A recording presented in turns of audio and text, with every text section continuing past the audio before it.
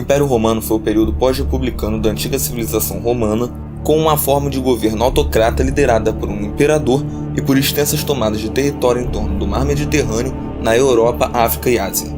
A república que o antecedeu ao longo de 5 séculos encontrava-se numa situação de elevada instabilidade, na sequência de diversas guerras civis e conflitos políticos, durante os quais Júlio César foi nomeado ditador perpétuo e assassinado em 44 a.C. Esse período imperial prolongou-se por cerca de 500 anos. O sistema econômico do Império Romano era um dos mais avançados do mundo, porém a sua gradual queda durante os séculos 3, 4 e 5 contribuíram muito para a queda do Império. A intensa inflação gerada pelos imperadores no decorrer da crise do terceiro século acabou com a moeda corrente, anulando a prática do cálculo econômico a longo prazo e, consequentemente, a acumulação de capital, que, somado ao controle estatal da maioria dos preços, teve péssimos efeitos. Após o colapso do sistema escravista, que teve de ser substituído pelo sistema de colonato, que consistia na relação entre pessoas com precárias condições de subsistência e grandes proprietários de terras, que contratavam seus serviços e, em troca, ofereciam proteção e terras para o trabalho. Muitos proprietários que possuíam escravos passaram a libertá-los e a estabelecer também um regime de colonato com eles. Então, Roma começou a ter uma queda pelas demais expansões. A falta de condições financeiras e a falta de escravos para uso de mão de obra em todo o império geraram tais quedas. Essas medidas tiveram consequências desastrosas, pois o lucro de qualquer empreendimento comercial foi anulado devido a quase todos os preços artificialmente baixos, resultando num colapso completo do comércio, da produção em larga escala e da relativa e complexa divisão do trabalho. Devido a isso, houve queda na população das cidades por todo o império.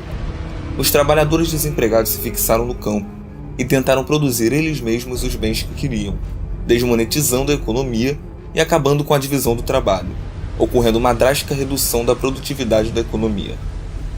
Com o sistema econômico destruído, se tornou inviável a produção de armas e a manutenção de uma força militar defensiva, o que facilitou enormemente as invasões bárbaras. A falta de recursos fazia com que os enormes gastos destinados ao exército fossem sensivelmente diminuídos. De modo direto, a imposição desse problema financeiro enfraquecia os contingentes militares que realizavam a proteção das fronteiras romanas, até então já pressionadas com o avanço dos povos bárbaros. Outra vertente que contribuiu para sua queda foi a diversificação cultural que Roma se tornou após o contato com as colônias e com a naturalização dos bárbaros, fato que possibilitou à população insatisfeita duvidar da influência dos deuses nas decisões políticas, explicação tal que legitimava o poder do imperador. O processo de entrada dos povos germânicos no Império Romano ocorreu de forma gradual inicialmente. A nordeste da Península Itálica, as fronteiras do Império Romano tinham como limite os rios Danúbio e Reno. Os povos e tribos que habitavam para além desses rios eram considerados pelos romanos como germanos. A partir do século IV, as invasões dos povos bárbaros no Império Romano intensificaram-se. Um dos motivos era a pressão que essas tribos vinham recebendo do Oriente, com os avanços dos hunos para o Ocidente. Saqueando e devastando as tribos que encontravam pelo caminho, os hunos fizeram com que os germanos adentrassem as fronteiras romanas, agindo também com violência contra os civilizados. Com o tempo, a capital do Império Romano do Ocidente foi caindo nas mãos dos bárbaros, chefiados por Odoacro. Rômulo só ficou no poder por 2 anos e seu governo era somente de fachada, submetido às ordens de corruptos que já estavam para tomar o controle do Império. Em 476, os Hérulos, povo bárbaro, chefiados por Odoacro, invadiram Roma e depuseram o último imperador do Ocidente, Rômulo Augusto.